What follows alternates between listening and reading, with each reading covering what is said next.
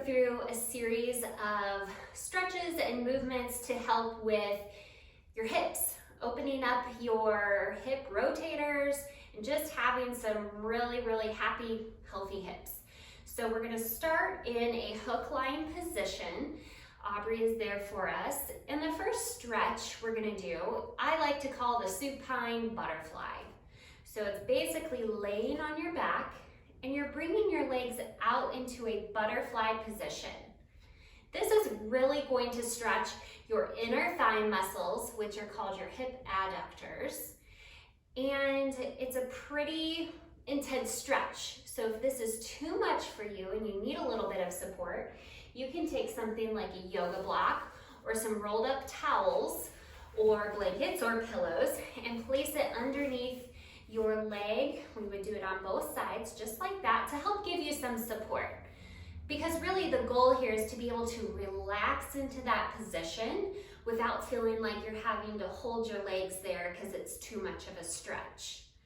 So I like for clients to do this stretch at least 30 seconds, longer if you feel up for it. But this is such a great stretch to really open up those hips as well as the pelvic floor. A nice good stretch for the pelvic floor as well. We're gonna move on to a pose called the happy baby. This is another great stretch to do to help open up the hips as well as opening up the pelvic floor. So Aubrey's gonna show a couple different variations of hand placement. This one is she's grabbing onto her big toe on both sides. She also can flip her hands and grab onto the inside of her arches of her feet. And then we can also grab onto the outside as well. If this is too intense for you, you can always grab onto your calves or behind your knees to help kind of lessen the intensity of the stretch.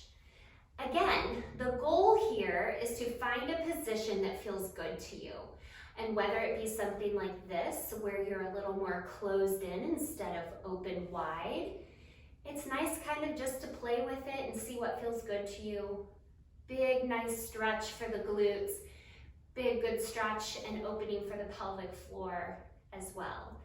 Again, about 30 seconds, feeling comfortable to you, and just thinking about breathing, opening up through the hips and the pelvic floor as you do your 360-degree breathing. Lastly, we're gonna focus on those hip rotators. So this exercise is called a windshield wiper.